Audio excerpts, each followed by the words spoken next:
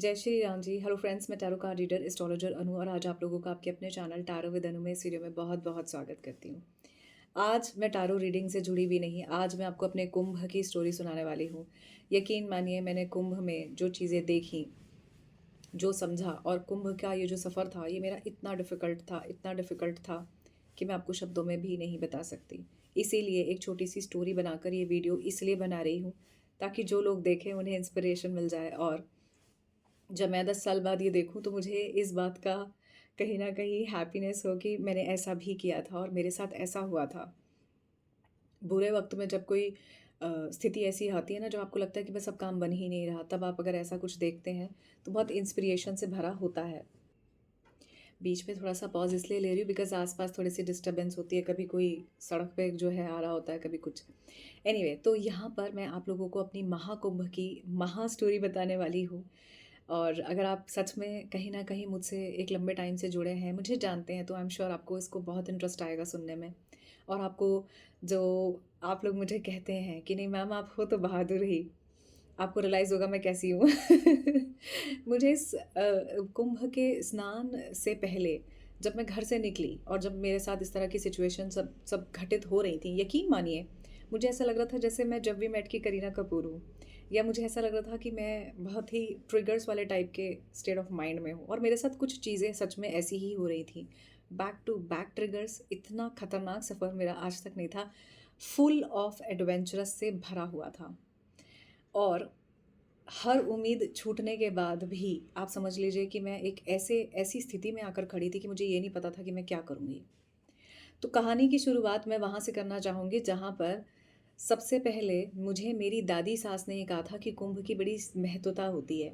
कुंभ का स्नान अपने आप में बहुत इम्पोर्टेंट होता है, इसकी बड़ी अपने आप में महत्वता होती है। जब मैं शादी करके शुरू-शुरू में गई थी, उससे पहले उन्होंने कुंभ नहाया था। अब कितने साल हैं ये मुझे ध्यान नहीं। तो इवेंट्स, टाइम और प्लेसेस पर बहुत ज़्यादा फ़ोकस नहीं करेंगे, फ़ोकस करेंगे स्टोरी पर। तो उसके बाद जो स्टार्ट होता है मेरी स्टोरी स्टार्ट होती है दिसंबर में। दिसंबर की स्टार्टिंग में जब जनवरी आने वाला था, उस समय में जब कुंभ के बारे में सिर्फ़ सुना था कि चलो जी इस साल तो कुंभ है। उस से पहले मैं अपने एक दोस्त से मिलने गई, और आप लोगों को मैं बता दूँ कि हर चीज़ जो लव रिलेशनशिप वाली जैसी आप लोग देखते हो ना, ऐसी होती नहीं है। तो जिस दोस्त से मैं मिलने गई थी ना, वो मेरा सोलमेट है, ये मैं जानती हूँ। और उसको ऐसा लगता है क्योंकि मेरा दोस्त है, तो उसको थोड़ा-सा ये खुद से भी एहसास होता है कि यार कुछ तो है तुझ में ऐसा जो मुझे बहुत झुकाव देता है तेरी तरफ। तो मुझे बहुत ही कहते हैं ना कि स्नेह भाव से वो देखता है। मेरा बहुत अच्छा दोस्त है और मैं जानती हूँ कि वो मेरा सोलमेट है। मैं जानती हूँ कि वो मेरा पास्ट लाइफ रिलेशनशिप है। तो आज मेरा बहुत अच्छा दोस्त है, हम अच्छे दोस्त हैं। मैं उससे मिलने गई। उस बंदे के सामने मैं क्रॉस कर रही हूँ, एक बोर्ड मुझे दिखाई दिया, मैं 4 कदम आगे गई, मैंने वापस से देखा। मैंने कहा ये तो कुंभ है। तो मैंने उसकी तरफ बहुत क्यूरियोसिटी से देखा कि शायद ये खुद से ही बोल दे, चलोगी? लेकिन वो बेकार आदमी है। दुष्ट आत्मा है वो। उसने मेरी तरफ देखकर कोई इशारा नहीं किया। हाँ, कुंभ है। मैंने कहा मुझे यहाँ जाना है। मैंने सिर्फ़ इतनी बात कही और बात को छोड़ दिया। फिर उसके बाद जो है मैं घर आ गई वापस। उसके बाद मैंने 3 दिन 4 दिन दिमाग लगाया। मैंने कहा बाद में तो ट्रेन की टिकट्स नहीं मिलेंगी। मैंने ट्रेन की टिकट बुक करा ली, और मैंने ट्रेन की टिकट उस दिन की बुक कराई जब मुझे लगा यार मैं इस समय के आस-पास जा सकती हूँ। और सोच समझ के मैंने बुक कराई, क्यों? क्योंकि मुझे सारी चीज़ें देखनी थी। राघव देखना था, घर परिवार सब कुछ देखना था। ये देखना था मैं कब जा सकती हूँ, कब नहीं जा सकती, मेरी क्या स्थिति रहेगी।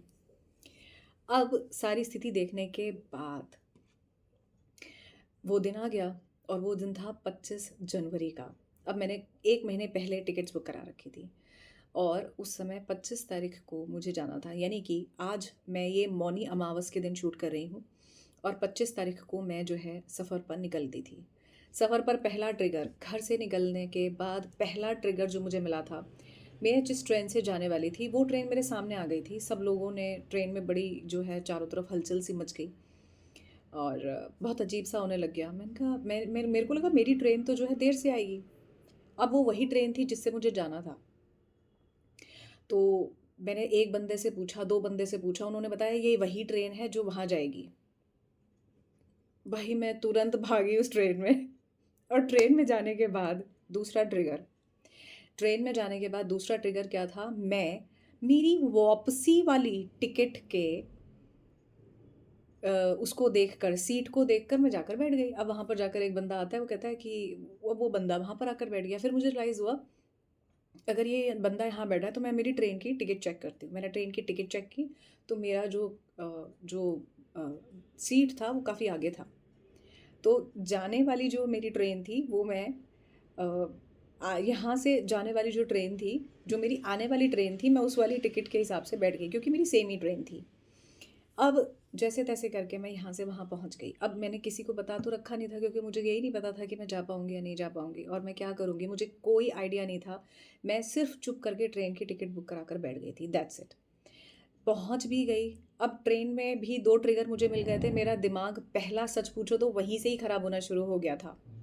गजब तरीके से जो मेरा पहली बार दिमाग ख़राब हुआ वहीं से। मैंने कहा यार what the hell I am doing? मेरे को जहाँ जाना है वहाँ से वापसी वाली ट्रेन की मैं टिकट देख रही हूँ, सेम ट्रेन में। How stupid I am! अब जैसे-तैसे करके मैं उसमें सफ़र कर लिया, तो मुझे मेरे उसी दोस्त का फ़ोन आया। पहले मैंने कहा मैं नहीं बात करूँगी, फिर मैंने कहा चल मैं बात करती हूँ। अब मैंने कहा ये भगवान जाने मुझे गालियाँ देगा या ये क्या करेगा? मैंने उसको बताया। He is absolutely in surprise, भाई ये लड़की करना क्या चाहती है? उसने मुझे कोई रिएक्ट नहीं किया, बोले अच्छा अच्छी बात है, इस वक़्त सारे प्लैनेट अलाइनमेंट में हैं, तुम जा रही हो ऐसा-वैसा। अब मैंने जोश में आकर एक बहुत अच्छी-सी, जोश में नहीं, मेरा मन था आप लोगों के साथ ये चीज़ शेयर करने का कि मैं कुंभ जा रही हूँ। तो मैंने एक पिक्चर आप लोगों को यूट्यूब पर शेयर भी की थी पोस्ट में, जिसमें आप लोगों ने मुझे बहुत सारी विशेज़ दी थी, उसका तहे दिल से बहुत-बहुत शुक्रिया। अब मैं पहुँच गई अपने स्थान पर। अब मैं प्रयागराज की सीमा से दूसरी जगह पर थी क्योंकि वहाँ पर ना तो ट्रेन की टिकट्स मिल रही थी, वहाँ पर ना तो जो है कोई और स्थिति हो रही थी, ना तो जो है कोई होटल था, ना ही कोई रूम था, ना ही कोई टैक्सी थी, कुछ नहीं था। अब मुझे मालूम था मुझे वहाँ पर अगर मैं प्रयागराज में रुकती हूँ तो वहाँ पर होटल के पहली बुकिंग करानी पड़ेगी और वो बुकिंग में भी हज़ारों रुपए चले जाएँगे, नहीं पहुँचे तो बहुत दिक्कत हो जाएगी। अब दूर-दूर तक ये नहीं सोचा था कि ऐसा होगा जैसा मैं आप लोगों को बताने जा रही हूँ। अब मैं नेक्स्ट डे वहाँ पर जो है होटल में मैंने कमरा, क्योंकि बुक कमरा भी नहीं किया था मैंने, क्योंकि मुझे मालूम था कि कुछ भी मिलना असंभव है और बड़ी परेशानी होगी। पर मैंने कहा चलो ठीक है, मैंने पता कर लिया था क्योंकि पहले से ही मैंने होटल्स वगैरह में बात कर ली थी। अब क्योंकि मैंने वहाँ पर पैसे नहीं दिए थे, मैंने एक होटल में पूछा नो रूम, दूसरे में पूछा नो रूम, तीसरे में पूछा नो रूम, चौथे में पूछा नो रूम। उसके बाद भगवान का नाम लेते हुए धड़कते दिल से ज़ोर-ज़ोर से जो मेरा धड़क रहा था, मैंने बस भगवान को याद किया कि अगर अब रूम नहीं मिला तो बड़ी लंका लग जाएगी मेरी, मैं कहाँ रुकूँगी रात को। अब थका-हारा मैंने बस ये सोचा, मैंने कहा अब कुछ हो तो सकता नहीं, मैं रात को किसी ऐसी ही सेफ जगह पर रुकूँगी जहाँ पर मुझे ऐसी कोई दिक्कत ना हो, भले ही रात काटने में तकलीफ़ हो लेकिन मैं ऐसी जगह रुकूँगी जहाँ मुझे दिक्कत ना हो। At least I will be safe. तो मैंने जो है बैकएंड पे दिमाग में लगा रखा था कि मैं कहाँ रुकूँगी, अगर कुछ नहीं हुआ तो। पर मैं किसी को परेशान नहीं करूँगी, क्यों? क्योंकि मेरे साथ कोई है ही नहीं, मैं बताऊँगी नहीं किसी को, मैं मम्मी को भी नहीं कहूँगी, घर में भी किसी को कुछ नहीं कहूँगी फ़ोन करके। अब जैसे-तैसे मैं जो है अ, पहुँच गई। अब मेरे पास भगवान का नाम मैंने थोड़ा-सा लिया कि हे भगवान प्लीज़ मुझे रूम तो मिल जाए, मैं कहाँ रुकूँगी? मेरे लिए बहुत मुश्किल हो जाएगा। जैसे-तैसे मुझे एक गंदे से होटल में, जो कि कंस्ट्रक्शन में था, पर जब मैंने अंदर गई मैंने देखा ये तो साफ़-सुथरा है, रूम भी ठीक-ठाक है। मैंने बोला भाई तुरंत रूम दे दो मुझे, एक रूम ही था उसके पास। Only last 1 room is left in that hotel. मुझे वो लास्ट एक रूम मिल गया। कहता मैडम बहुत लकी हो, एक ही रूम था यहाँ पर, मैं आपको दे देता हूँ। और मैंने उसको बोला, मैंने कहा भाई मैं बहुत दूर से आई हूँ और अकेली हूँ, प्लीज़ हेल्प मी, मुझे आप रूम दे दो। उसने जो है मुझे रूम दे दिया। अब रूम देने के बाद मुझे वहाँ पर नाश्ता वगैरह की सुविधा नहीं थी, मैं कहीं दूर चलते भटकते जैसे-तैसे करके वहाँ पर मैं गई, वहाँ पे मैंने नाश्ता किया। नाश्ता करने के बाद मुझे काफ़ी देर तक तो बहुत उत्साह था कि मैं उन टैक्सी ड्राइवर्स को फ़ोन करूँगी और मुझे वो मिल जाएँगे और मैं चली जाऊँगी। अब जब मैंने टैक्सी ड्राइवर्स को फ़ोन किया तो 1 नहीं, 2 नहीं, 3 नहीं, 4 टैक्सी ड्राइवर्स ने मुझे बिल्कुल मना कर दिया। एक टैक्सी ड्राइवर ने मुझे कहा, "मैडम मैं ऑलरेडी इलाहाबाद में हूँ।" ये वो सारे टैक्सी ड्राइवर्स थे जिनसे मेरी दिसंबर में बात हो चुकी थी कि मुझे इस समय पे जाना है। अब अपना काम वो लोग करते ही हैं, उन्हें इस बात की परवाह नहीं है कि सामने वाले व्यक्ति का दूसरे दिन जो आएगा उसका क्या होगा। दूसरे टैक्सी ड्राइवर से पूछा, भई मैं तो इलाहाबाद में फँसा हूँ। तीसरे से पूछा, मैडम मैं तो कहीं और आ गया। चौथे ने तो बिल्कुल ही मना कर दिया, और जिस बंदे के साथ जिस दिन जाना था, उस दिन उस बंदे ने ये कहा कि मैं इलाहाबाद के वापसी के रास्ते पर हूँ, यकीन मानिए पूरा प्रयागराज बंद है। अंदर जाने का कोई सुविधा नहीं है, कोई ई-रिक्शा नहीं चल रहा, पैदल ही यात्रा करनी पड़ेगी। इट्स बीइंग 40 किलोमीटर्स, 40 किलोमीटर असंभव था। मैंने कहा मेरे लिए असंभव है, मैं नहीं कर सकती। उसके बाद मैंने जो रोना शुरू किया, हे भगवान मैंने इतना रिस्क लिया, मैं इतनी दूर आई, ये हुआ, वो हुआ। उसके बाद थोड़ी देर देर मैं वहीं पे बैठी रही, शांत रही, और वहाँ पर एक साधु बाबा आए। उन्हें देखकर ऐसा लगा जैसे ये राम हैं। उन्हें देख के ऐसा लगा जैसे शायद ये राम हैं। उन्हें उनकी आँखों में ना सूरमा नहीं था, लेकिन ऐसा लग रहा था जैसे सूरमा लगाया हो। देखने में बड़े सुंदर, बड़े प्यारे, बड़े ही अच्छे, अपनी सादगी में मेरे पास आकर बैठ गए और मुझे आशीर्वाद देने लगे। मुझे देखकर उन्हें, और मुझे जब मैंने उनको देखा तो बड़ी प्रसन्नता महसूस हो रही थी। ऐसा लग रहा था कि जैसे सब कुछ मतलब उस व्यक्ति विशेष में ही है, पर मेरे दिमाग में तो कोई और व्यक्ति विशेष घूम रहा था। और क्योंकि कई बार होता है ना, हम किसी अच्छे बुरे एक ऐसे इंसान के साथ सबसे ज़्यादा कनेक्टेड होते हैं जहाँ पर जिसके बारे में हम सोचते हैं तो हमारे दिमाग में वही घूमता है। अब वो मुझे बहुत समझा रहे थे, ऐसा नहीं होता, ये वो बहुत समझाया उन्होंने, बहुत कन्विंस करने की कोशिश की, समझाने की कोशिश की।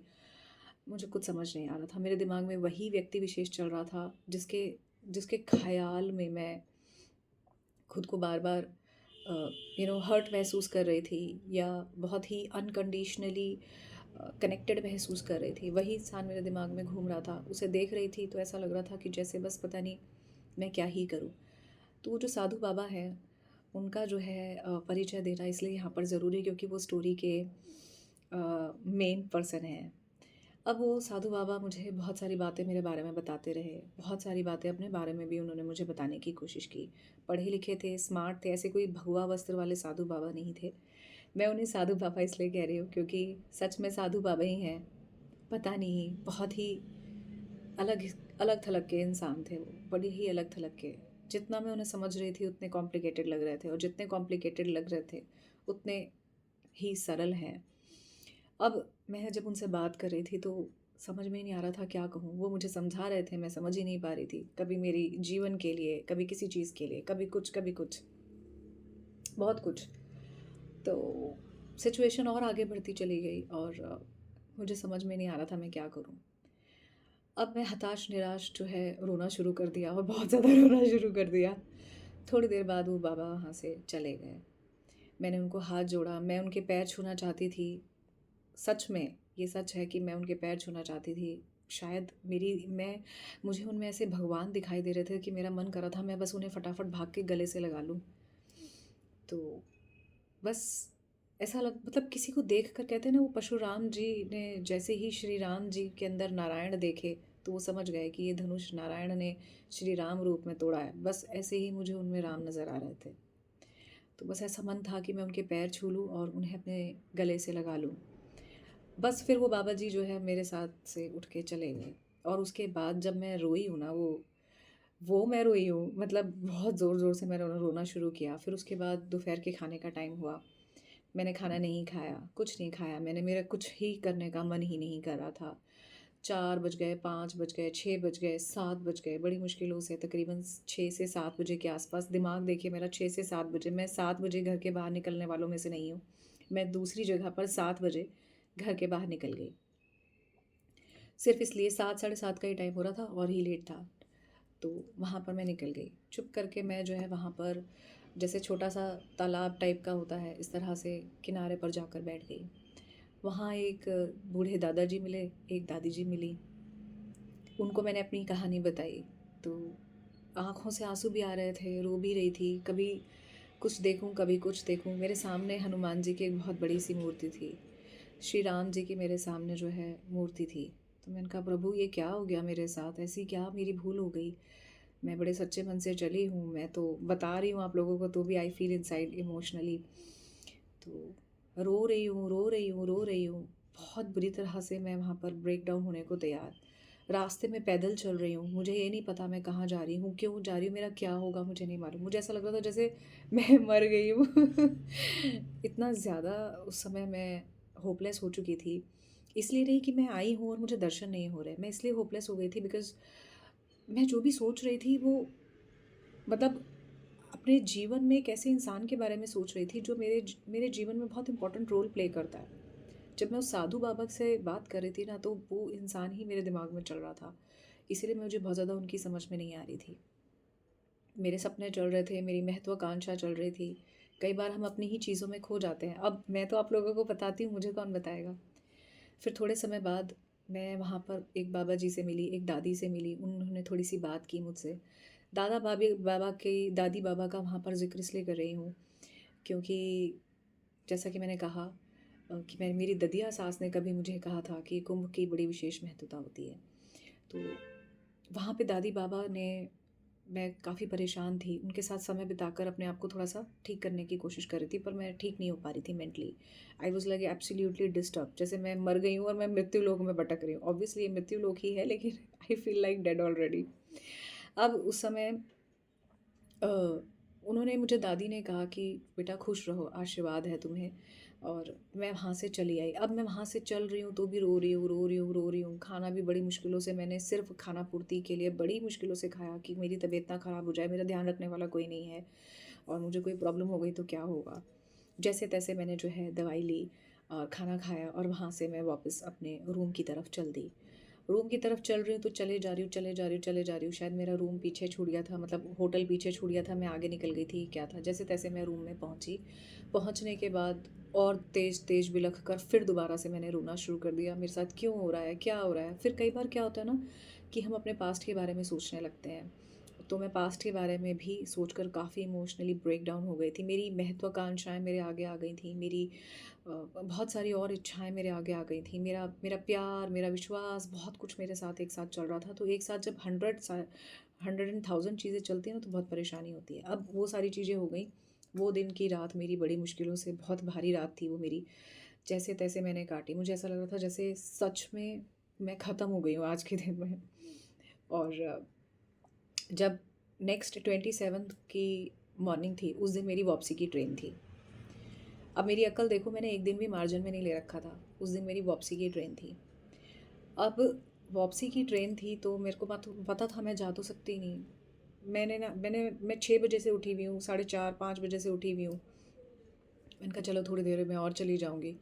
बस फिर क्या था, फिर जैसे-तैसे मैं जो है अ, अपना नहा धोकर रेडी हो गई कि चलो जी ठीक है, मैं वापसी चली जाऊँगी। मैंने अपना बैग वगैरह भी ऑलमोस्ट पैक ही कर लिया था कि अब तो कुछ हो नहीं सकता, मैं नहीं जा पाऊँगी, क्योंकि आज जाऊँगी तो जा ही नहीं सकती। मैंने नीचे जैसे ही मैं होटल से बाहर आई, मैंने अचानक से इतनी भीड़ देखी कि मुझे ऐसा लगा जैसे सारा का सारा भीड़ जो है ना, प्रयागराज से बाहर निकल गया हो, ऐसा मुझे एहसास हुआ। तो मैंने उस होटल वाले से पूछा, क्या मैं आज अगर जाती हूँ अंदर की तरफ तो क्या आज वहाँ पर हो जाएगा? मेरे को दर्शन हो सकते हैं, मैं जा सकती हूँ नहाने और मुझे इस समय की मेरी ट्रेन है, मैं वापस आ जाऊँगी।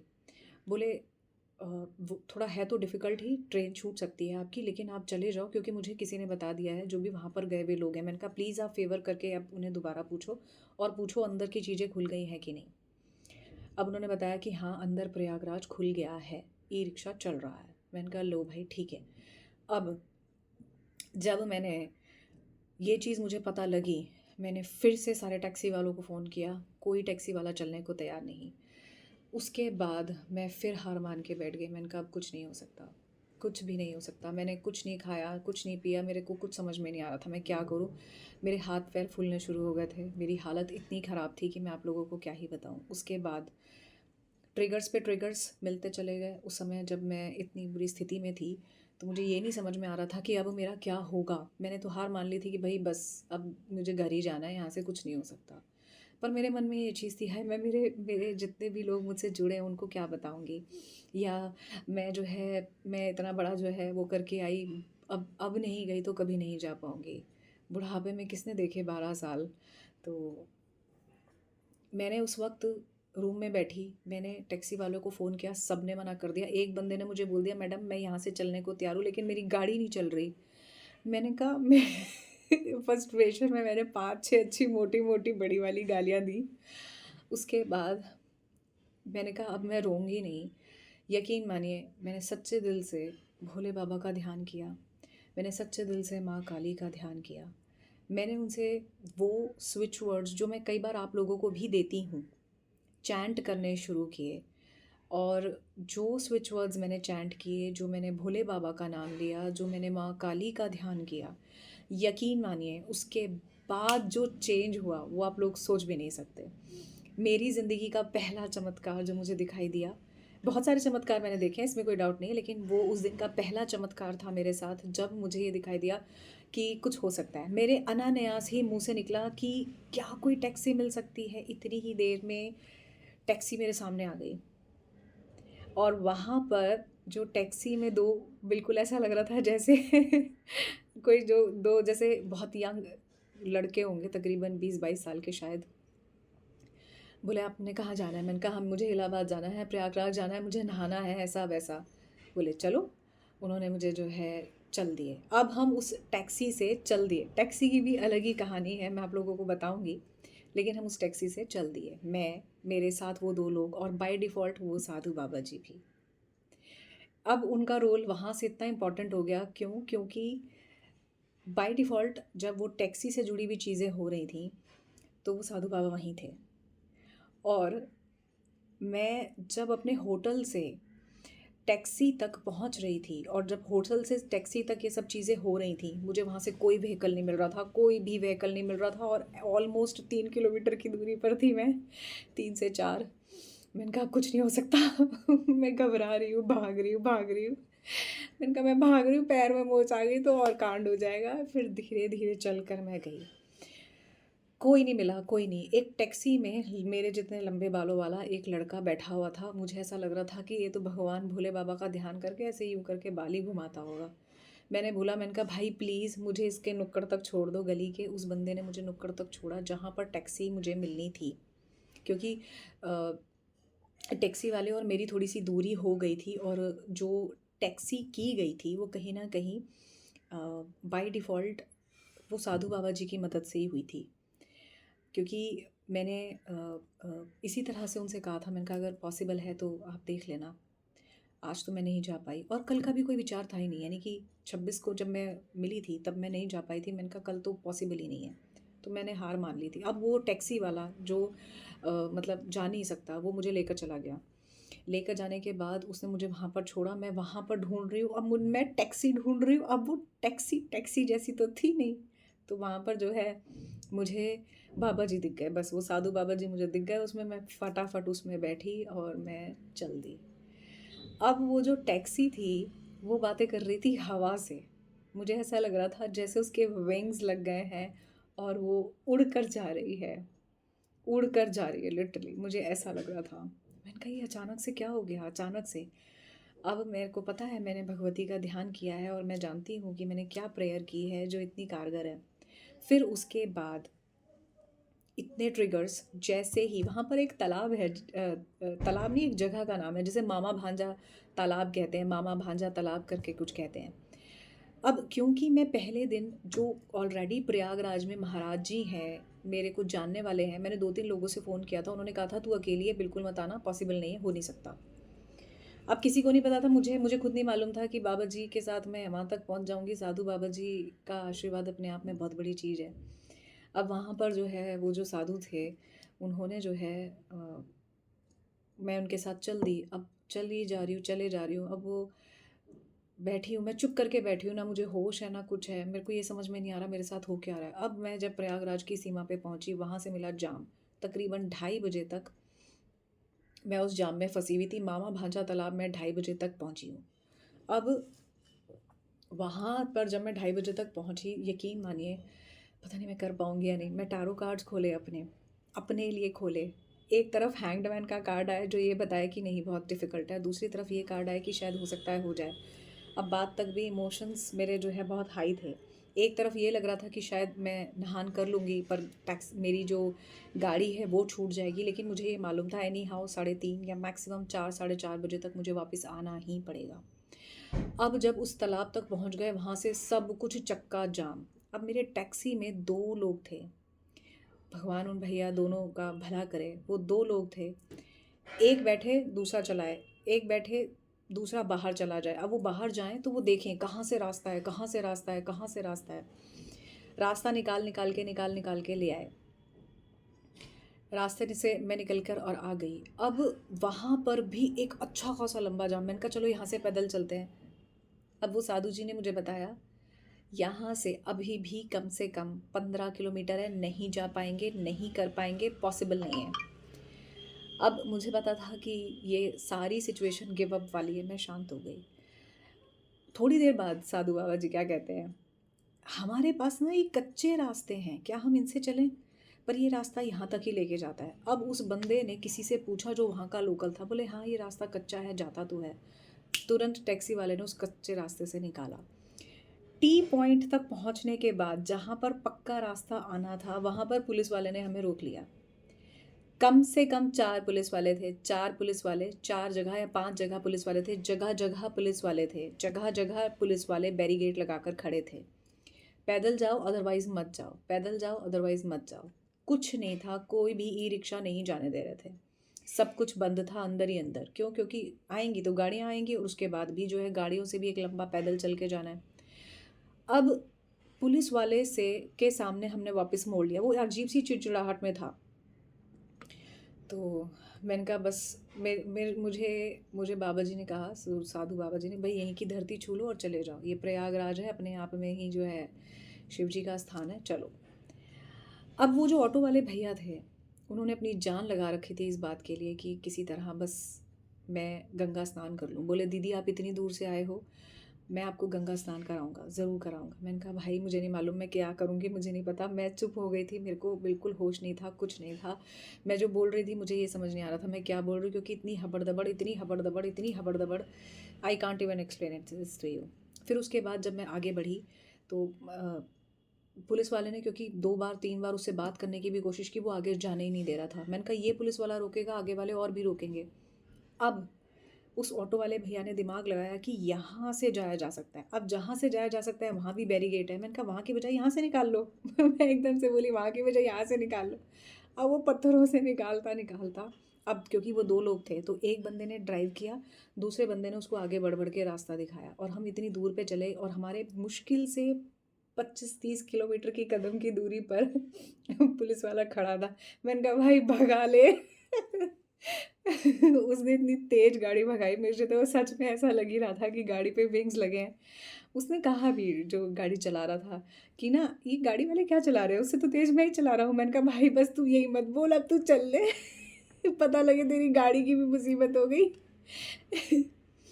जैसे तैसे हम वहाँ से निकले। फिर उसके बाद हमें दूसरे, अब वो जो साधु थे ना वो मुझे यही कह रहे थे, देखो ये वाले की बजाय दूसरे वाले पे रोकेंगे अब। और दूसरे वाले पे भी रोकते, पर जैसे तैसे हम वहाँ से भी निकल गए। तीसरे वाले पे रोका तो रोक रहे थे, वहाँ पर भी पुलिस वाले खड़े थे। मैंने कहा भाई निकल निकल निकल, वहाँ भी निकल गए। एक टी पॉइंट 2 किलोमीटर से पहले तक ऐसा आया जहाँ पर हमें 2 किलोमीटर पैदल जाना था। अब ऑटो वाले ने बोला भाई आपका कोई बैग ले जाएगा। मैंने कहा भाई बैग की ऐसी की तैसी, तू चल। मुझे वापसी में टिकट से मेरी ट्रेन छूट जाएगी, तू चल। अब वहाँ पर हम सही समय पर पहुँच गए और वहाँ पे चलूँ तो मैं चला ना जाए, भगवान जाने एक कदम ना चला जाए। मेरे पैरों में जैसे मानो 2-2 किलोमीटर के 2-2 किलो के जैसे ईंटें बंध गई हूँ। मैं चलूँ, मेरे से चला ना जाए, चला ना जाए, चला ना जाए। अब ऑब्वियसली बहुत ज़्यादा चलने की आदत नहीं है, नहीं चल पा रही हूँ। अब जैसे तैसे मुझे एक ई रिक्शा वाला मिला। मैंने कहा भाई अब मेरे अंदर तो इतनी जान नहीं थी कि मैं पैदल चल सकूँ। मैंने कहा भाई प्लीज़ मुझे बिठा ले, मुझे बिठा ले। कहता, वहाँ पे औरतों ने बोला हाँ हाँ आ जाओ आ जाओ आ जाओ, बैठ जाओ। अब मैं मुंह पे ऐसे हाथ रख के ज़ोर ज़ोर से चिल्ला रही हूँ, अरे मेरे साथ वाले तो पीछे ही रह गए, मेरे साथ वाले तो पीछे रह गए। वहाँ पे वो आंटी मुझे देख के हंस रही है, ये लड़की कर क्या रही है। और जो मेरे साथ वो ऑटो वाले भैया थे उनमें से एक जना उस ई रिक्शा के ऊपर लटक गया। और वो ई रिक्शा वाला, वो जो भैया ऑटो वाले भैया थे उनके ऊपर उसको कहता है भाई तू गिर जाइयो, तेरी टांग टूट जाए, मुझे कोई मतलब नहीं, मेरा नुकसान मत कर दियो। भाई मेरी हंसी छूटे जाए। तो मैं उन लोगों को बोल रही है भगवान वो तो पीछे रह गए, दिख नहीं रहे मुझे। अरे मेरे वालों को तो ले लो। कहता मैडम मैं कहाँ बिठाऊँ, कहाँ बिठाऊँ, इसमें जगह नहीं है। तो मैंने कहा ठीक है, अपने आप आ जाएंगे, अब जो होगा हो जाएगा। उसके बाद तो बस मैं जैसे तैसे, वो ऑटो वाले भैया पीछे लटके हुए हैं, मैं जैसे तैसे बैठी हुई हूँ। वो आंटी मुझे देख के हंसे जा रही है कि ये लड़की क्या कर रही है। मैंने कहा आंटी आपको नहीं पता है मेरी ट्रेन छूट जाएगी, मैं यहाँ पे आई हुई हूँ, भगवान जाने मेरा दिमाग खराब हो गया, मैं कहाँ रुकूंगी। सारे रास्ते में अजीब तरीके से हाय हाय हाय हाय, हे भगवान हे भगवान हे भगवान ऐसे करते आ रही थी। यकीन मानिए उसके बाद जो हुआ है वो आप लोग सोच भी नहीं सकते। मैं वहाँ पर पहुँची, मुझे गंगा जी दिख गई। जैसे तैसे मैं वहाँ पर पहुँचकर गंगा जी में मैंने स्नान किया और अपने सारा सामान मैंने वो जो ऑटो वाले भैया उनको पकड़ाया और तुरंत मैंने वहाँ पर पहुँचते-पहुँचते, चलते-चलते बड़ी मुश्किलों से 2 पिक्चर्स मैंने क्लिक करी वहाँ पर। और वहाँ पर की 2 पिक्चर्स मैं आप लोगों को दिखाती हूँ। Let me show the pictures to you. तो फिर मैंने वहाँ पर जाकर जो है, ये देखिए, आई होप आप लोगों को थोड़ी सी दिख रही होगी ये पिक्चर। तो इस तरह से मैंने जो है ये स्नान किया यहाँ पर, अगर आप देख पा रहे हैं तो लुक एट दिस। तो मैंने बड़ी मुश्किलों से स्नान किया और अंदर इतनी भीड़ नहीं थी जितना लोग बाहर से जा रहे थे अंदर। तो मैंने वहाँ पर बड़ी मुश्किलों से स्नान किया और स्नान के टाइम पे मैंने सारा सामान उन भैया को दिया। अब वो सब के सब दूर से जाके जैसे कूद गए वो पानी में। फिर उसके बाद वहाँ से हम निकले। अब ऑब्वियसली मुझसे चला नहीं जा रहा था। मेरे साथ वाले जो लोग थे, साधु जी और बाकी सभी लोग, वो आगे निकल गए और मैं रह गई पीछे। अब इस दिन का सबसे बड़ा गंदा ट्रिगर जो था वो ये था कि मैं रास्ता भटक गई। एक बैरिकेड ऐसे जा रहा था, बैरिकेड यहाँ लगा था, मुझे यहाँ जाना था और मैं इसी जगह गई थी। मैंने फ़ोन भी किया, मैंने कहा मुझे यहीं जाना है ना। तो यहाँ की बजाय मैंने जान के गलत रास्ता ले लिया। अब मैं क्यों कह रही थी कि बिल्कुल करीना कपूर जैसा मुझे महसूस हो रहा था। मुझे 3-4 बाइक वालों ने रोका, हाँ जी कहाँ जाना है? अच्छा पता नहीं वो उन लोगों का होता होगा कोई तरीका, दे देते होंगे ऐसे लिफ्ट। तो 1-2 से तो मैंने बिल्कुल मना कर दिया, बोला ये नहीं जाएँगी। 1-2 ने तो मैंने बोला, मैंने कहा भाई तू जा। 1-2 ने तो मुझे अरे ये नहीं जाएँगी। फिर एक ठीक-ठाक सा आदमी दिखा दिया, मैंने कहा यहाँ तक छोड़ दो। तो फिर ई-रिक्शा वाला फिर मुझे मिला। अब उस ई-रिक्शे वाले ने कहा ना ये खो गए हैं। मैंने कहा मैं खो गई हूँ, मैं खो गई हूँ, मैं खो गई हूँ, प्लीज़ हेल्प मी, मैं खो गई हूँ। और वो इतना लंबा चौड़ा सा पुलिस वाला कहता मैडम आप जो है खो गई हो। तो उस पुलिस वाले को कहा, मैंने कहा मैं खो गई हूँ, वो ई-रिक्शा वाले को छोड़ तू पहले मेरी सुन। तो मैं इतनी घबरा चुकी थी उस टाइम तक, इतनी परेशान हो चुकी थी। बहुत ज़्यादा। मैंने कहा देखो, और एक तो अजीब तरीके से ना उस साइड के लोग मुँह में पान, गुटखा या तंबाकू इतना ज़्यादा खाते हैं कि उनकी भाषा समझ में नहीं आती। अब भगवान जाने वो कौन-सा वो बोल रहा था, क्या बोल रहा था, मुझे कुछ समझ नहीं आ रहा था। फिर मुझे जो मेरे साथ थे साधु बाबा जी, उन्होंने मुझे जो है लाइव लोकेशन भेजी। उस लाइव लोकेशन से मैं जो है उन तक पहुँची। अब उन तक मेरे को पहले तो था वो पुलिस वाला छोड़ेगा, मैंने कहा चलो मैं सेफ़ली चली जाऊँगी। पर फिर बेचारा कोई शरीफ सा, साफ़-सुथरा सा इंसान, पुलिस वाले ने उसको रोका, प्लीज़ इनको इनकी जगह पर छोड़ दो, ये बिछड़ गई हैं अपने वालों से। मैंने कहा फाइनली कुंभ में आकर मैं खो गई हूँ। और मैं फिर उनके पास पहुँची। मुझे अच्छे वाली कम शब्दों में थोड़ी-सी डाँट भी सुनने को मिली, पर वो डाँट भी बड़ी ही मीठे शब्दों में और बड़ी ही प्यारी थी। वो डाँट ही नहीं थी एक्चुअली। सीरियसली मुझे ऐसा लग रहा है मैं अभी भी वो सब फेस कर रही हूँ। जैसे-तैसे रोते-बिलखते मरते-पड़ते मैं वहाँ तक पहुँच गई। और फिर वहाँ पर हमें जो वापसी में जाम मिला, इतना जाम मिला। अब मुझे 5:30 6 बजे तक का टाइम वहीं पर हो चुका था। मुझे ट्रेन 7 बजे पकड़नी थी। I give up. मैंने कहा अगर ये आधा घंटे भी लेट हो जाएगी तो मैं पहुंच जाऊंगी, और मुझे पता था अब मेरी ट्रेन छूट जाएगी। अब मैंने नहा लिया, लेकिन इस बीच में एक चीज़ जो हुई, जब वो साधु बाबा जी ने मुझे कहा कि असंभव है अब, पर ये लोग आपके लिए कितना प्रयास कर रहे हैं, उन्होंने जब ये बात कही तो अंतरात्मा बोलने लगती है। जैसे ही उन्होंने ये बात कही है, उससे 2 मिनट पहले मेरे मेरे अंतरात्मा ने मुझे ये जवाब दिया कि जो तेरे साथ बैठा है ना, ये भोले बाबा का बहुत बड़ा भक्त है, इसका आशीर्वाद है, और इसको आशीर्वाद है, तुझे इस बाबा का आशीर्वाद है, इसलिए तू साथ है और इसलिए तू जा रही है।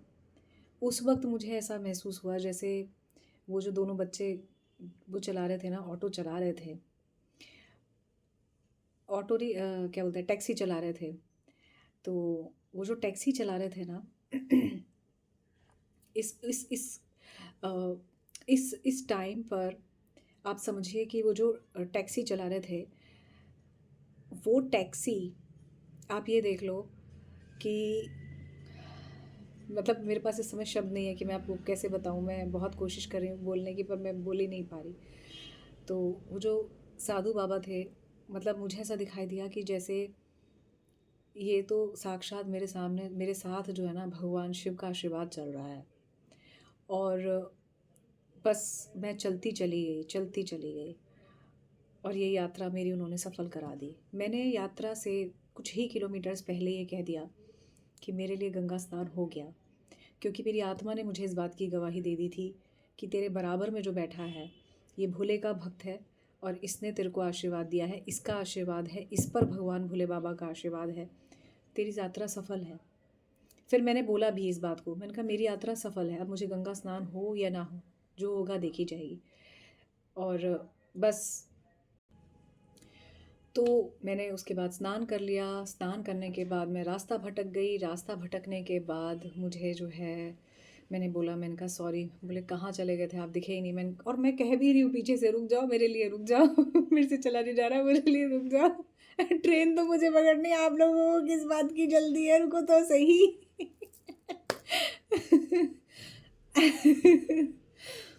उसके बाद जब मैं वहाँ पर जैसे तैसे, उस भले पुरुष ने मुझे जब पहुँचा दिया, वहाँ से जब हम वापस निकले तो बस यही सोच रहे थे अगर ट्रेन आधा घंटा लेट हो जाए तो शायद कोई बात बन जाए। बस फिर उसके बाद क्या था, ट्रेन तो छूटनी ही थी।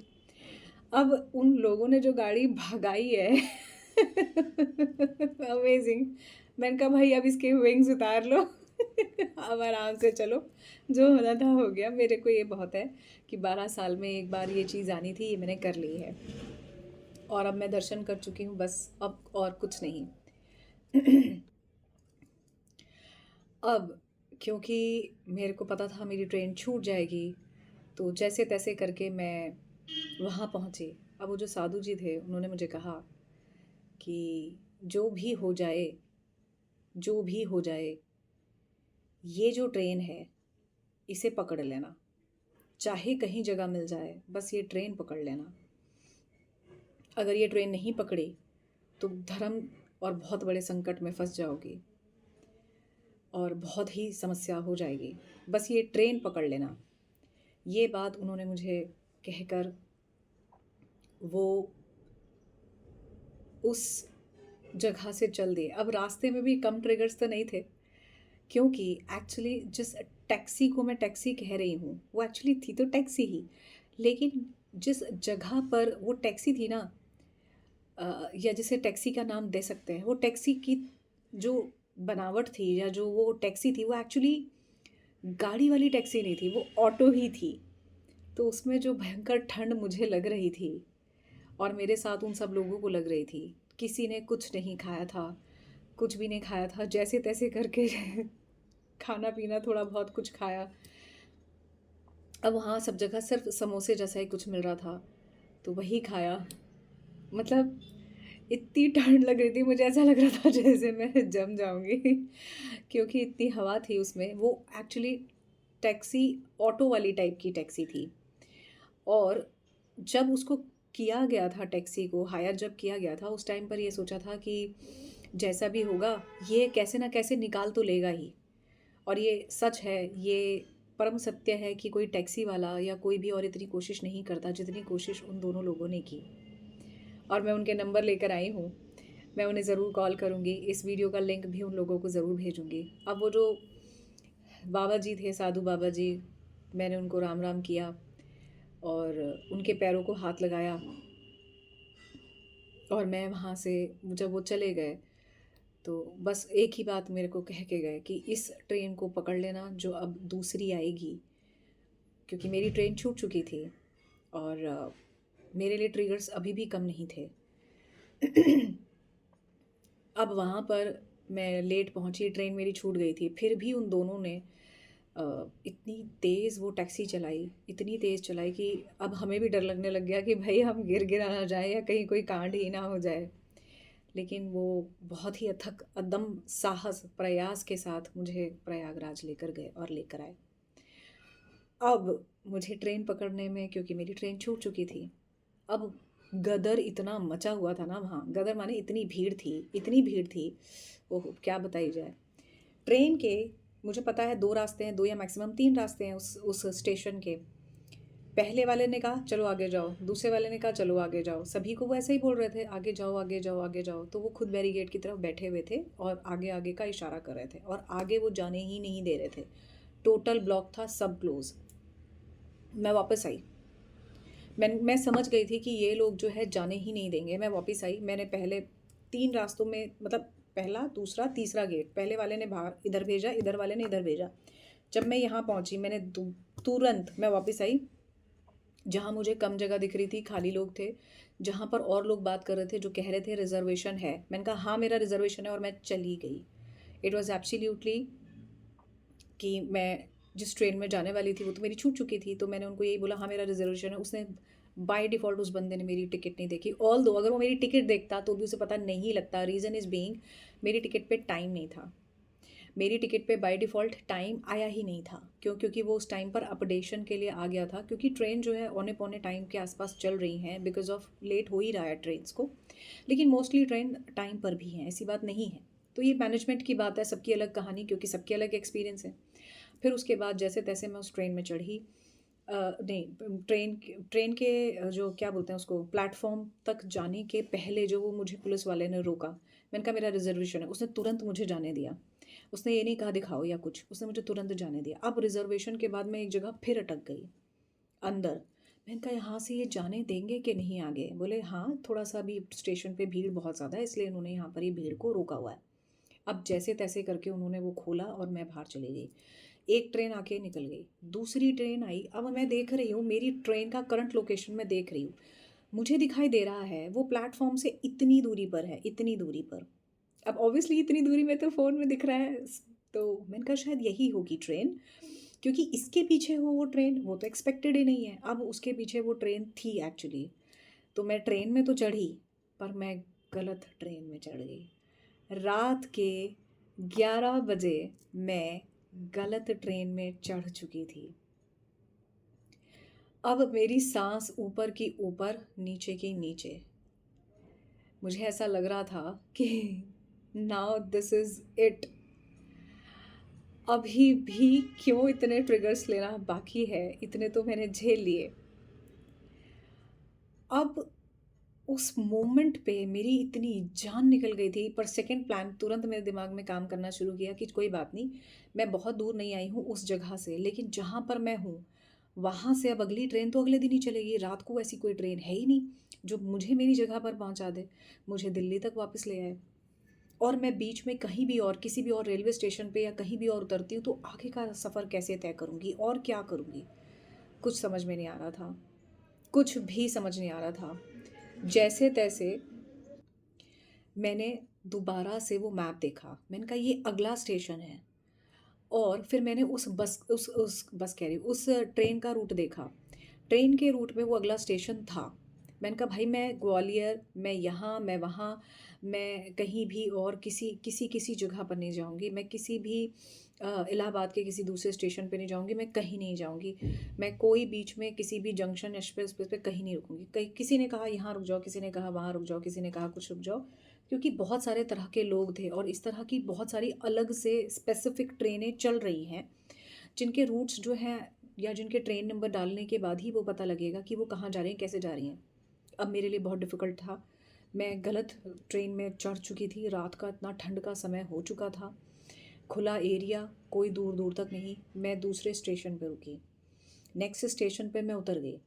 बाय डिफ़ॉल्ट मैं अकेली थी, लेकिन मैंने पीछे मुड़कर देखा तो 3-4 लोग और थे, जिन्होंने कहा कि दीदी आप ही की तरह हमारी भी ट्रेन जो है ये हम गलत में चढ़ गए हैं, हमें भी दूसरी वाली उसी ट्रेन में चढ़ना था, मैंने कहा अच्छा ठीक है। मेरा बैग इतना भारी हो गया अचानक से, पता नहीं, मुझे ऐसा लगे कि इसमें क्या ही पत्थर आ गए, क्या हो गया इसमें। मेरे 4 कपड़े कैसे 40 हो गए। मैंने कहा भैया कोई मेरा बैग उठा के ट्रेन में रख दो। अब जो दूसरी ट्रेन आई, वो ट्रेन, उस ट्रेन के जाने के बाद 5-7 मिनट बाद वो दूसरी ट्रेन आई। कोई एक सिंगल डिब्बा खुला हुआ ही नहीं था। कोई भी एक सिंगल डिब्बा खुला हुआ ही नहीं था। मैं आगे पीछे जाती, इतने में ट्रेन चली जाती। मेरे पास कोई रास्ता नहीं था, मुझे एनी हाउ वो ट्रेन पकड़नी थी, क्योंकि साधु बाबा जी ने कहा था ये ट्रेन पकड़नी, नहीं पकड़ी तो धर्म संकट में फंस जाओगी और तुम्हारी जो दुर्गति होगी उसकी तुम कल्पना भी नहीं कर सकती। अब साधु बाबा के कही हुई बात थी, तो मैं पहले ही बहुत डरी हुई थी। भाई उस ट्रेन के पहला, दूसरा, तीसरा दरवाज़ा जनरल का मुझे बंद मिला। एक बंदे ने खटकाया भी कि प्लीज़ खोल दो, अंदर वाले लोग खोल के ही नहीं दे रहे थे।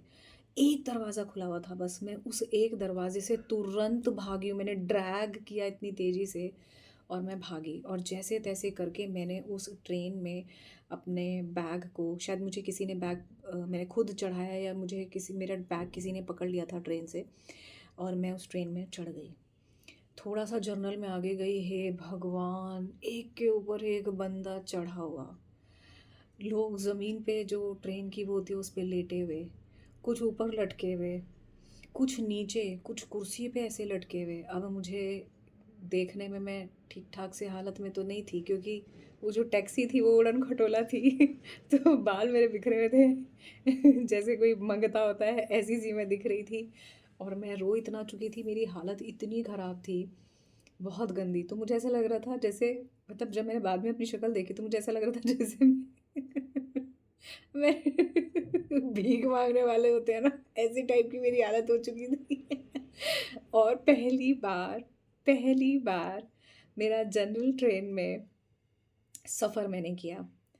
अब मेरी, मतलब मैं किसी को क्या बताऊँ मैं किस क्लास की हूँ क्या नहीं। मेरे इतनी हिम्मत भी नहीं थी कि मैं जनरल टिकट वाले कंडक्टर के, क्या कंडक्टर नहीं, क्या बोलते हैं उसको, टीटी के पास जाकर, जो रेल में टिकट बनाते हैं, उसके पास जा सकूँ, उसे बोलूँ that I missed my train, this and that. मैंने कहा भाई ये सीट भी चली जाएगी। वहाँ पर मुझे एक आदमी से मैंने बड़े, अ, अब इंसान को पता लग जाता है शायद क्या है। मैंने उसको बड़े आराम से पूछा, मैंने कहा क्या मुझे जगह मिल जाएगी यहाँ पर बैठने की? तो पहले तो उसने मेरी तरफ देखा, फिर उसने मुझे कहा अच्छा ठीक है बैठ जाओ। उसने मुझे कहा आपसे पहले 4 लड़कियाँ पूछ के जा चुकी हैं, मैंने किसी को नहीं कहा, आपको पता नहीं क्यों कह दिया। अब उन सब लड़कों से, 4, 5, 6 लड़के होंगे, उस बंदे ने, जिसने मुझे रोका, उसने मुझे बताया कि ना मैं हलवाई का काम करता हूँ। मैंने कहा अच्छा ठीक है। तो मैंने कहा आपका बहुत बहुत शुक्रिया, आपने मुझे ये दी। बोले काफ़ी अच्छी लग रही हो, पढ़ी लिखी लग रही हो, समझदार लग रही हो। तो उसने कहा कि आप आराम से बैठिए, आप बिल्कुल चिंता मत कीजिए। फिर मैंने कहा मैं अपना बैग छोड़ जाती हूँ, मैं वॉशरूम चली जाऊँ? बोले हाँ आप निश्चिंत रहिए, आप चले जाइए। उन्होंने मेरा बैग अंदर कर दिया, बड़े वाला जो मेरे पास बड़ा सा बैग था, और मेरा बैग मैंने वहीं छोड़ा। जैसे तैसे मैं बड़ी मुश्किलों से वॉशरूम से जाकर आई।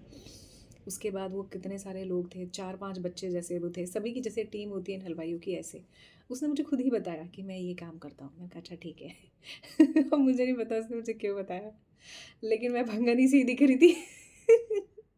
तो क्या जाने क्यों बताया, पर व्यवहार की अच्छी थी, उसको ऐसा दिखाई दिया तो उसने कहा। और फिर उन लोगों ने, सभी ने मेरा व्यवहार देखा, तो मैंने कहा देखो अगर पानी आता ना तो मैं पानी ले भी देती, पर कोई पानी वाला आया नहीं इस बीच।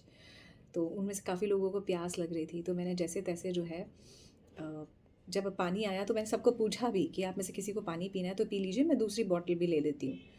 तो प्यासे थे, लेकिन 3-4 जगह पानी नहीं मिला, और मेरी भी इतनी ज़्यादा वो नहीं थी कि मैं उनसे कुछ कह पाती और इससे ज़्यादा, क्योंकि थोड़े से बदमाश तो होते ही हैं। तो जैसे तैसे मैं वहाँ पर बैठी रही काफ़ी देर तक। मैंने कभी, क्योंकि मेरे फ़ोन की बैटरीज़ या कुछ है, मैं बहुत आउट ऑफ माइंड हो चुकी थी, सेंसेस ऑलमोस्ट जो है हाइपर होकर ज़ीरो हो चुकी थी। तो मैंने कहा कब तक आएगा, क्या होगा, क्या नहीं होगा? तो कभी कोई कुछ बताए, कोई कुछ बताए। अब ट्रिगर मेरे वहाँ भी ख़त्म नहीं हुए थे। अगले दिन मुझे 28 तारीख को उस ट्रेन ने जो है, क्योंकि आज 29 को मैं शूट कर रही हूँ, 28 तारीख को उस ट्रेन ने मुझे तकरीबन 2 बजे के अराउंड दिल्ली में पहुँचाया। अब उस ट्रेन में एक जैसे-तैसे मेरी हालत, क्योंकि सारी रात बैठ कर आना था, मेरी हालत इतनी ख़राब थी, मुझे वैसे ही कमर दर्द बहुत रहता है। सारी रात मुझे कमर दर्द रहा, पर बीच में 1-2 मोमेंट ऐसे आए, जब वो लोग सभी उठ गए, तो मैंने उनसे कहा, मैंने कहा प्लीज़ मुझे, मैं अपनी कमर एक बार सीधी कर लूँ। तो उस बंदे ने, जो था उन लोगों के साथ, उसने मुझे कहा कि दीदी आप कमर सीधी कर लो, हम 5 मिनट खड़े हो जाते हैं। वो लोग सच में खड़े हो गए, एक के ऊपर एक बैठ गया और मैंने 5 मिनट सिर्फ़ अपनी कमर सीधी की। अब उस कमर सीधी करने से भी मुझे 2 घंटे की और बैठने की थोड़ी-सी हिम्मत आ गई। फिर उसके बाद वहाँ पर एक अजीब-सी पीली-सी साड़ी में तकरीबन 10 बजे के अराउंड एक औरत चढ़ी। उसने मुझे अजीब तरीके से हटाया। अब मैं उसे क्या बताऊँ कि भई मैं क्या हूँ, क्या नहीं हूँ, मेरी क्या एजुकेशन है, क्या नहीं, मैं क्या ही कहती। अब पर थोड़ी-सी वही वाली बात है, हिम्मत की तो ऊपर वाले ने मुझे एक ब्लेसिंग दी है, क्योंकि शायद कह लीजिए इसलिए, क्योंकि मेरा मंगल उच का है, इसलिए हिम्मत अलग है, अदम्य साहस जिसको बोलते हैं। बस थोड़ा-सा घबरा जाती हूँ, हड़बड़ाहट हो जाती है, एंग्ज़ायटी सी हो जाती है। ये किसी को भी हो सकता है ऐसी सिचुएशन में।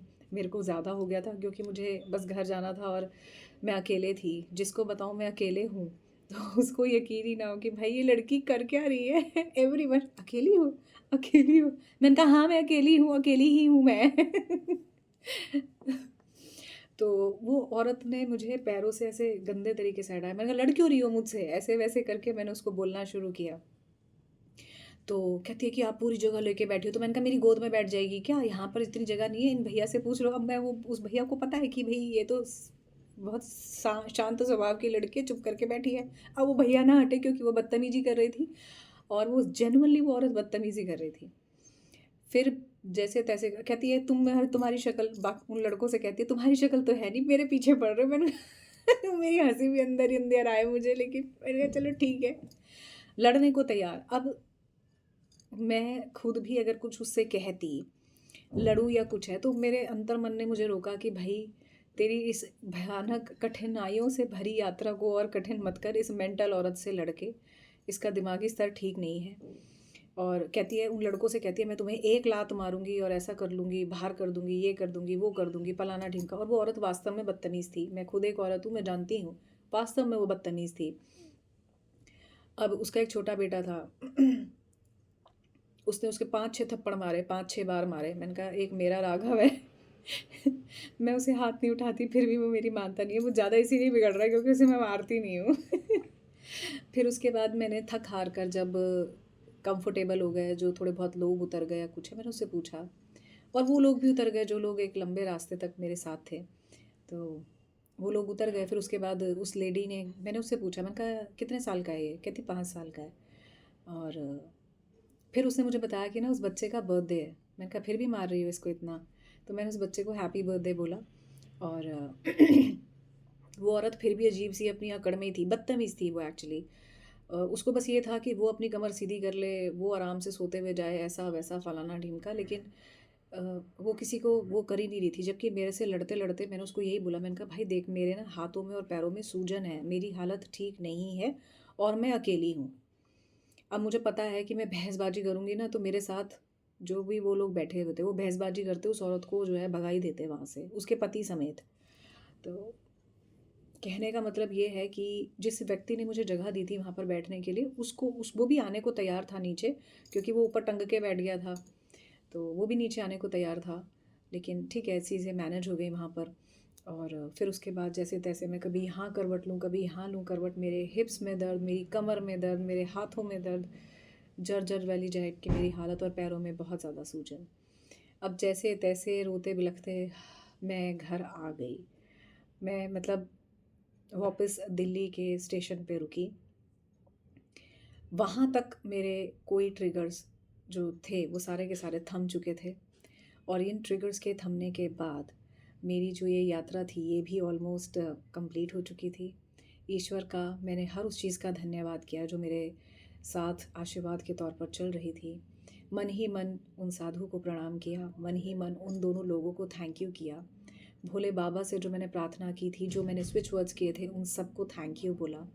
एंजल्स को मैंने, जो जगह-जगह मेरी मदद कर रहे थे और मैं महसूस कर सकती थी कि ये एंजल्स ही हैं जो मेरी मदद कर रहे हैं। मैंने कभी कौन से एंजल को याद किया, कभी कौन से एंजल को याद किया, और हर उस एंजल ने मुझे सच में विंग्स दिए, चढ़ने के, उड़ने के। और बहुत ही खूबसूरत तरीके से फाइनली मैं अपने दिल्ली के रेलवे स्टेशन पर वापस आ गई। और उस वक्त पहली बात जो मैंने याद की वो यही थी कि साधु बाबा जी ने सही कहा था कि अगर मैं नहीं आई इस ट्रेन से तो मेरे लिए बड़ा मुश्किल हो जाएगा। और यकीन मानिए अगले ही दिन, पूरा दिन भी कंप्लीट नहीं हुआ था, मैंने जैसे ही फेसबुक और बाकी सारी चीज़ें खोली, जो मेरे पास अपडेशन आई, एब्सोल्युटली सब कुछ बंद, सब कुछ बंद था, सब कुछ बंद।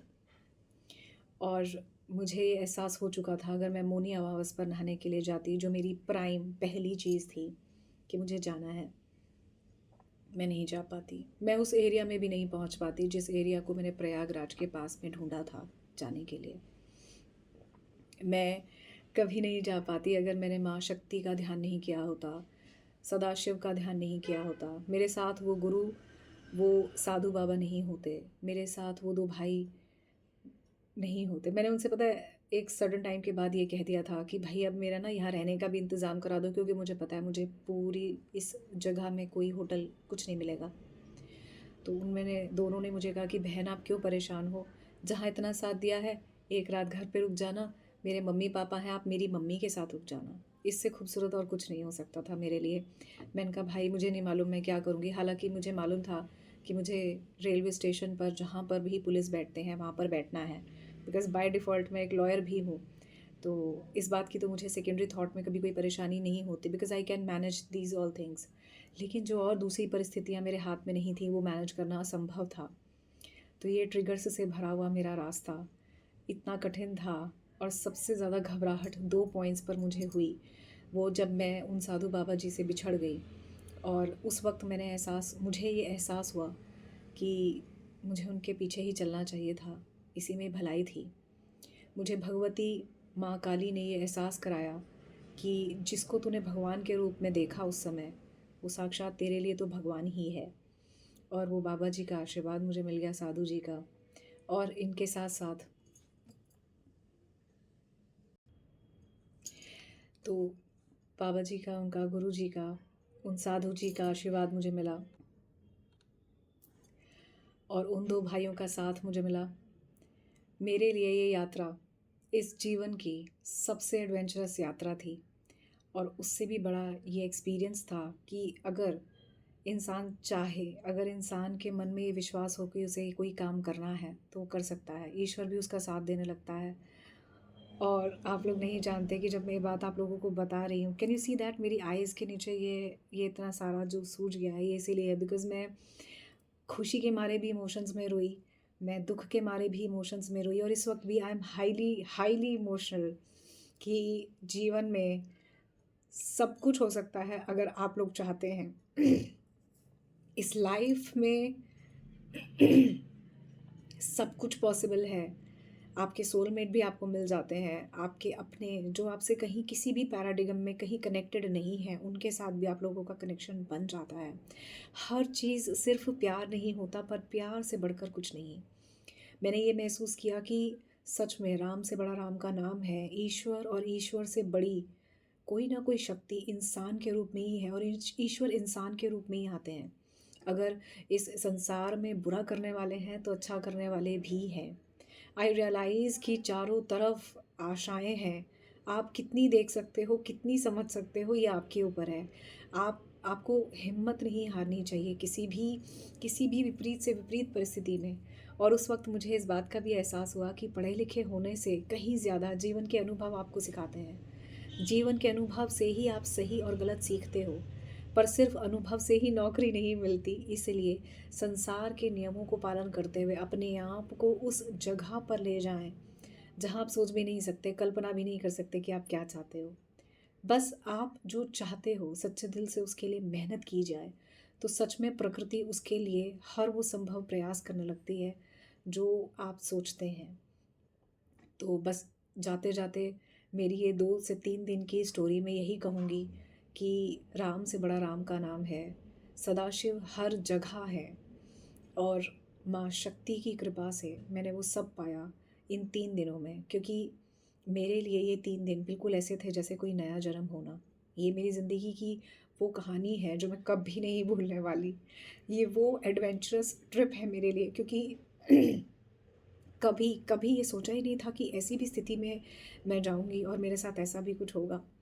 मैंने वो सारे ट्रिगर्स देखे जो कभी सोच नहीं सकती थी। बचपन से मैं कभी अकेले कहीं गई नहीं, और पहली बार मैं कहीं अकेले इस तरह से गई।